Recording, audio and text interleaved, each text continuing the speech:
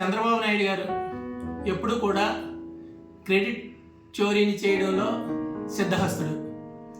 ఈ భారతదేశంలోనే ఏ రాష్ట్ర ముఖ్యమంత్రి చేయని విధంగా క్రెడిట్ చోరీని చేస్తున్న ముఖ్యమంత్రి శ్రీ నారా చంద్రబాబు నాయుడు గారు.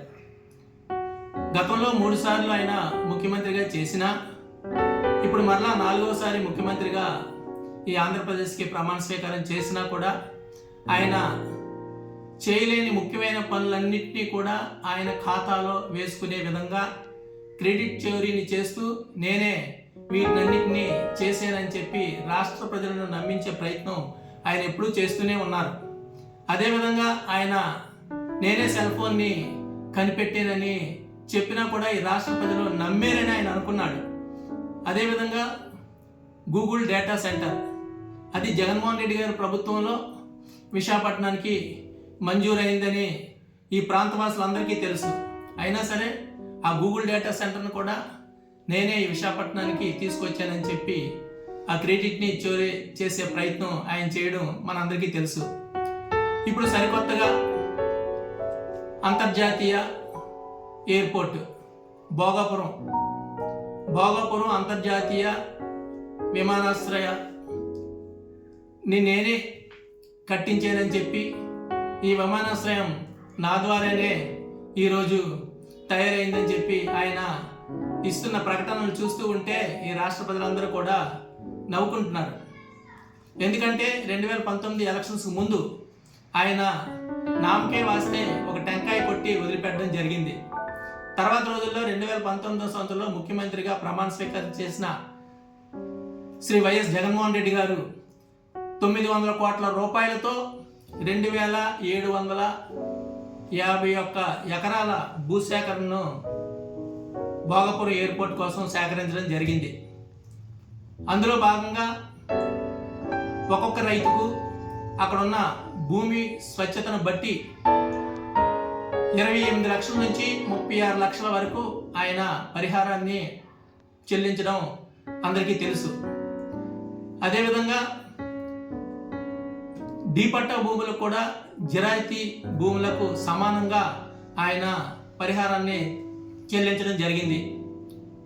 అదేవిధంగా చంద్రబాబు నాయుడు గారు ఏ రోజైతే అప్పుడు భూసేకరణ చేయడానికి సంబంధించి ఏర్పాట్లు చేసి ఒక 117 ఎకరాలను ఆయన భూసేకరణ చేయడానికి అనువుగా లేదని చెప్పి పెండింగ్ పెట్టడం జరిగిందో ఆ 117 ఎకరాలను కూడా జగన్మోహన్ రెడ్డి గారు భూసేకరణలో సేకరించి ఆ రైతులు కూడా డబ్బును అందించడం జరిగింది.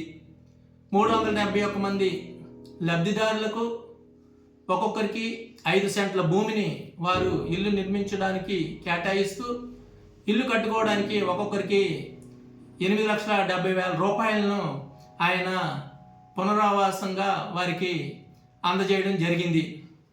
ఇన్ని అడ్డంకులను జగన్మోహన్ రెడ్డి గారు అధిగమించి అక్కడున్న రైతులు ఎవరైతే అప్పుడు చంద్రబాబు నాయుడు గారి ప్రభుత్వం వ్యతిరేకంగా కోర్టుల్లో పిటిషన్లు వేశారో ఆ పిటిషన్లన్నింటినీ కూడా ఉపసంహరించుకునే విధంగా ఆ రైతులతో మాట్లాడి జగన్మోహన్ రెడ్డి గారు వారందరినీ ఒప్పించి ఏ విధమైన అడ్డంకులు లేకుండా, న్యాయపరమైన అడ్డంకులు లేకుండా, అదేవిధంగా పాలనాపరమైన అడ్డంకులు లేకుండా జగన్మోహన్ రెడ్డి గారు ప్రయత్నించి అన్ని అనుమతులను తీసుకుని వచ్చి 2023 సంవత్సరం మే 3వ తారీఖున భోగాపురం ఎయిర్పోర్ట్కి శంకుస్థాపన చేయడం, ఆ ఎయిర్పోర్ట్ నిర్మాణ కాంట్రాక్టును జిఎంఆర్ వారు దక్కించుకుంటే ఆ జిఎంఆర్ వారితో ఆయన సదా పర్యవేక్షణలో ఉంటూ పనులు వేగవంతమయ్యే విధంగా ఆయన ఏర్పాట్లు చేయడం మనందరికీ తెలిసిందే.